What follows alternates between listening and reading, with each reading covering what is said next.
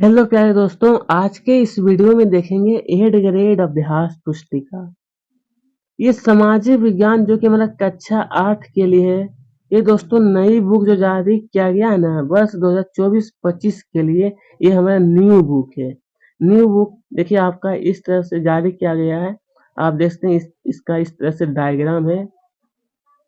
देखिए सामाजिक विज्ञान कक्षा 8 के लिए है और ये जो हमें दिया गया है वर्ष 2024-25 के लिए जारी किया गया है।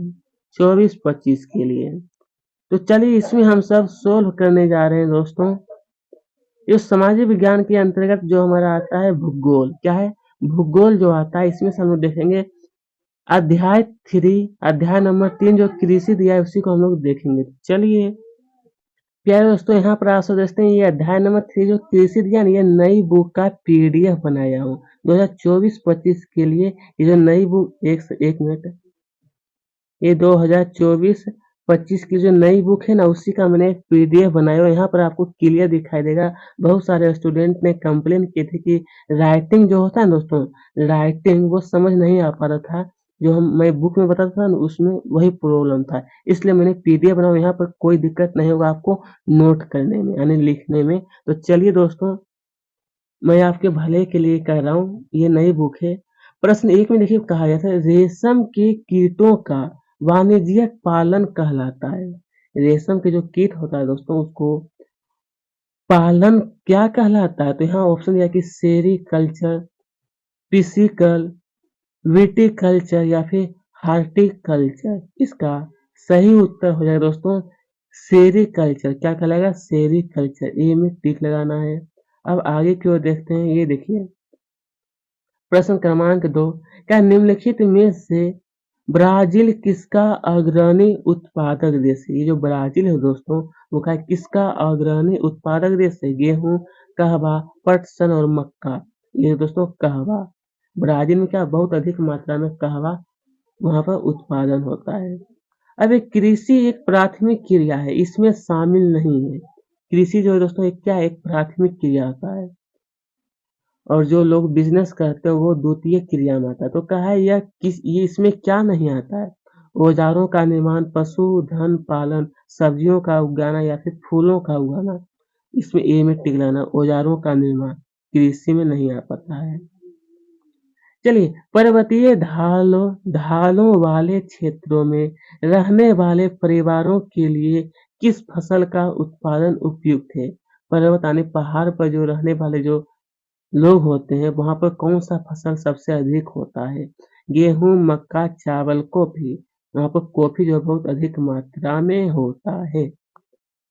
चलिए अब दिया है, ये प्रश्न 4 था। अब क्वेश्चन प्रश्न 5 है। वाणिज्यिक कृषि के लिए उपयुक्त कथन है। ये जो वाणिज्यिक कृषि दोस्तों, वाणिज्य का मतलब उपयुक्त कथन, अधिक पूंजी का उपयोग, छोटे भूखंडों पर कृषि, भूमि उर्वरता समाप्त होने पर भूमि को छोड़ना या फिर अधिकांश कार्य मशीनों द्वारा करना। जो कि यहाँ पर 4 ऑप्शन दिया गया है। अब इसके आधार पर यहाँ देखिए 1 और 2 बी। तो इसका सही उत्तर है दोस्तों बी नंबर में आपको टिक लगाना है। 1 नंबर और ये 4 नंबर है ना, ये बिल्कुल सही बात है। यानी अधिक पूंजी का उपयोग और अधिकांश कार्य मशीनों द्वारा होता है। किसमें? तो वाणिज्यिक कृषि में। अब देखिए यहाँ पर आप सब देखिए ये जो रिक्त स्थान वाला जो प्रश्न है, जो इसका उत्तर है मैंने उसको हाईलाइट कर दिया ताकि आपको सीधी नजर आपके उत्तर पर ही जाए और आप अच्छी तरह से समझ सके। इसी यहाँ पर क्या है जैविक कृषि में, यहाँ पर आपको भरना है रासायनिक खादों। क्या भरना है? रासायनिक खादों का उपयोग नहीं किया जाता है। अब एक कपास, यहाँ पर भरना है आपको सूती। क्या भरना है? सूती वस्त्र उद्योग के सूती वस्त्र उद्योग के लिए एक महत्वपूर्ण कच्चा माल है। अब ये आधुनिक फॉर्म में किसान, यहाँ पर आपको बना व्यवसाय की तरह कार्य करते हैं। आधुनिक फॉर्म में किसान क्या करते हैं? तो व्यवसाय की तरह। चलिए नंबर डी, बागानों में उगाए जाने वाली चाय की फसल जो होता है, चाय की फसल की पत्तियां, क्या बनना है? की पत्तियां का उपयोग पेय के रूप में किया जाता है। भारत की 2/3 जनसंख्या किस पर है? तो कृषि। यहाँ पर भरना आपको कृषि कार्य करती है। ये सभी आपको अच्छी तरह से भर लेना है फिर दोस्तों। देखिए ए में रासायनिक खाद, बाकी ये सब नोट कर लीजिएगा। चलिए अब देखते हैं क्वेश्चन नंबर 7। पौधों से परिष्कृत उत्पाद तक के रूपांतरण में कितनी आर्थिक क्रियाएं सम्मिलित हैं, लिखिए। पौधे के परिष्कृत उत्पाद तक के रूपांतरण में, तो इसका उत्तर लिखना कि पौधों से परिष्कृत उत्पाद तक के रूपांतरण में 3 प्रकार की आर्थिक क्रियाएं सम्मिलित हैं। नंबर 1 प्राथमिक क्रिया, नंबर 2 द्वितीयक क्रिया, नंबर 3 तृतीयक क्रिया। ठीक है, ये 3 तरह के होते हैं। आर्थिक क्रिया जो है दोस्तों वो 3 तरह का होता है, प्राथमिक, द्वितीयक, तृतीयक। आप जब जाइएगा ना दोस्तों क्लास 9, 10 में, तो वहां पर आपको डिटेल में इसके बारे में पढ़ाया जाएगा। अभी कृषि क्रियाकलाप के लिए क्या क्या आवश्यक है, किसके लिए दोस्तों, तो कृषि क्रियाकलाप के लिए क्या क्या आवश्यक है, तो इसका उत्तर हो जाएगा दोस्तों, कृषि क्रियाकलाप के लिए अनुकूल स्थलाकृति, मृदा और जलवायु अनिवार्य रूप से आवश्यक होते हैं। कृषि क्रियाकलाप विश्व के उन्हीं प्रदेशों में संकेंद्रित है जहां फसल उगाने के लिए उपयुक्त कारक विद्यमान होते हैं। ठीक है, अब है कृषि तंत्र क्या है। ये जो कृषि तंत्र है दोस्तों आखिर वह क्या है, इसकी महत्वपूर्ण निवेश एवं संक्रियाएं क्या क्या है, संक्रियाएं क्या क्या है। उत्तर उत्तर कृषि या खेती को एक तंत्र के रूप में देखा जा सकता है। इसके महत्वपूर्ण निवेश बीज बीज उर्वरक मशीनरी और श्रमिक है। जुताई, बुआई, सिंचाई, निराई और कटाई इसकी कुछ कुछ संक्रियाएं हैं। ठीक है दोस्तों, ये पूरा आपको नोट कर लेना है। तो चलिए दोस्तों अब देखते हैं क्वेश्चन नंबर आगे जो पूछा गया है। इसे यहाँ पर कहा है कि श्रम और प्रौद्योगिकी के स्तर के आधार पर कृषि को कितने प्रकारों में विभाजित किया गया। किसके बारे में दोस्तों, श्रम और प्रौद्योगिकी के स्तर पर कृषि को कितने प्रकारों में विभाजित किया गया है। तो उत्तर हो जाएगा दोस्तों, श्रम और प्रौद्योगिकी के स्तर के आधार पर कृषि को 2 मुख्य प्रकारों में विभाजित किया गया है। एक निर्वाह कृषि और दूसरा दोस्तों वाणिज्यिक कृषि। निर्वाह और दूसरा वाणिज्यिक कृषि है। चलिए अब आगे कहा गया है कि जैविक कृषि से आप क्या समझते हैं। जो जैविक कृषि जो होता है दोस्तों, इसमें क्या होता है, उर्वरक नहीं दिया जाता।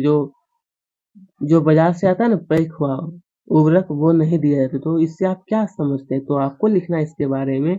इसके बारे में लिखना है कि जैविक कृषि से अभिप्राय कृषि की ऐसी प्रणाली से है जिसमें इसमें रासायनिक खादों एवं कीटनाशक दवाओं का प्रयोग नहीं किया जाता है, बल्कि उसके स्थान पर जैविक खाद का मतलब होता है दोस्तों, ये जो गोबर हो गया, ये सड़ा गला पत्ती हो गया, और ये जो फसल में जो बचता है ना कुछ पौधा जो होता है वो ही सब सड़ा गला करके उन्हें उपयोग किया जाता है। ठीक है, प्राकृतिक खादों का उपयोग किया जाता है जैविक खाद में। चलिए अब दिया है आगे की ओर देखते हैं।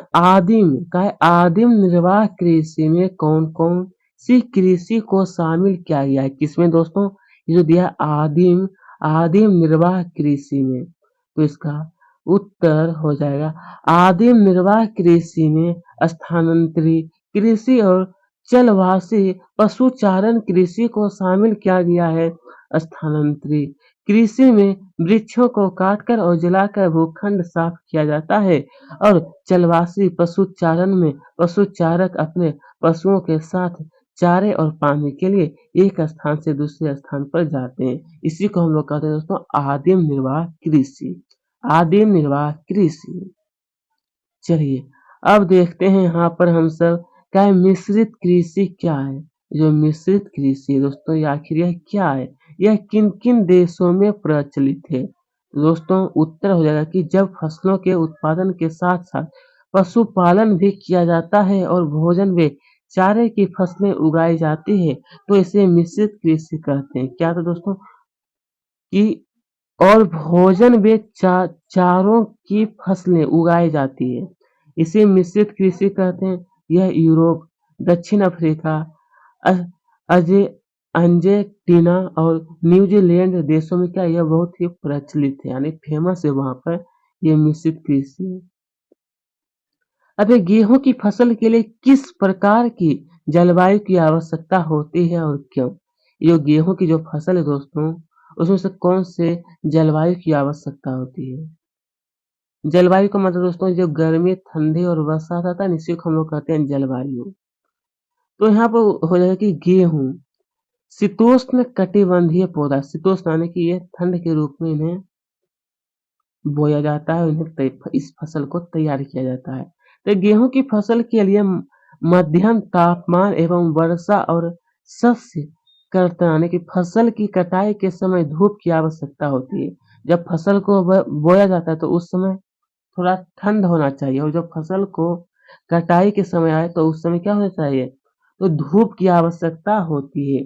तो गेहूं की उपज के लिए 502 मीटर से लेकर के 75 सेंटीमीटर तक वर्षा होनी चाहिए। वर्षा के अभाव की पूर्ति सिंचाई के साधनों से की जाती है। गेहूं की अच्छी उपज के लिए समतल उपजाऊ विस्तृत मैदान उपयुक्त होती है। इसकी उपज के लिए अच्छी जल निकास वाले दा दोमट दोमट मिट्टी उत्तम उत्तम रहती है। ठीक है, ये प्रश्न क्रमांक 14 का उत्तर है। अब आगे की ओर देखते हैं, ये देखिए प्रश्न क्रमांक 15 का है कपास। कपास की खेती के लिए किस प्रकार की जलवायु व मृदा उपयुक्त होती है? किसके लिए दोस्तों? ये जो कपास है इस खेती के लिए किस प्रकार की जलवायु? उत्तर, कपास एक नकदी फसल है। इसकी वृद्धि के वर्ष 2000 से 2010 पाला रहित दिन और के लिए उच्च तापमान, हल्की तेज चमकीली धूप की आवश्यकता होती है। यह काली और जलोढ़ मृदा में सर्वोत्तम उगती है। कपास की फसल मुख्यतः चीन, भारत, ब्राजील, पाकिस्तान और संयुक्त राज्य अमेरिका में होती है। किसकी खेती? तो कपास की खेती ये सब देशों में भी होती है। ऐसा नहीं समझिएगा सिर्फ भारत में ही होता है। खाद्य सुरक्षा से क्या आशय?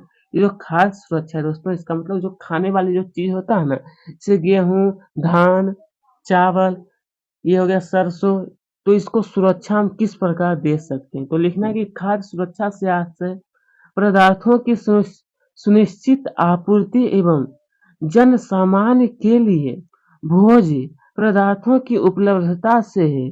पूरे विश्व में खाद्य सुरक्षा सदा से एक चिंता का विषय रहा। जब भी अनाज उत्पादन में विश्व के वितरण की समस्या आती है तो सहज ही निर्धन परिवार इससे प्रभावित हो, निर्धन यानी गरीब परिवार जो होता है वो क्या, तो इससे प्रभावित होते हैं। चलिए, अब यह आपके आसपास के क्षेत्र में किन किन फसलों का उत्पादन किया जाता है? आपके आसपास के क्षेत्र में तो कहे इन्हें खाद्यान्न तथा व्यापारिक फसलों में वर्गीकृत कीजिए। किसमें? तो खाद्यान्न और व्यापारिक फसल में। तो चलिए, यहाँ पर लिखना है आपको कि हमारे आसपास के क्षेत्र में गेहूं, धान, मक्का, सोयाबीन, चना, गन्ना, कपास, जूट आदि फसलों का उत्पादन किया जाता है। तो खाद्यान्न फसल जो होगा दोस्तों, खाद्यान्न है ये जो गेहूं, धान, मक्का, सोयाबीन, ये जो व्यापारिक फसलें हैं गन्ना, कपास, जूट, मतलब व्यापारिक फसल मतलब इससे क्या होता है कि तैयार किया जाता है और इसे तुरंत सप्लाई किया जाता है, ठीक है? इसे तुरंत फैक्ट्रियों में भेजा जाता है और इसे मार्केट में भेज दिया, लेकिन इसे खाद्यान्न फसल जो होता है इसको सबसे पहले इकट्ठा किया जाता है, यानी भंडारा बनाया जाता है, ठीक है? बस सही है अंतर ये दोनों में। तो प्यारे दोस्तों, इस अध्याय का मैंने सभी प्रश्न उत्तर एक एक करके सोल्व करा दिया हूँ। तो ठीक है, अगर अभी तक हमारे चैनल को सब्सक्राइब नहीं किए तो जरूर कर लीजिएगा। इसी तरह से और भी अध्याय का हम लोग संपूर्ण हल करेंगे। Bye bye.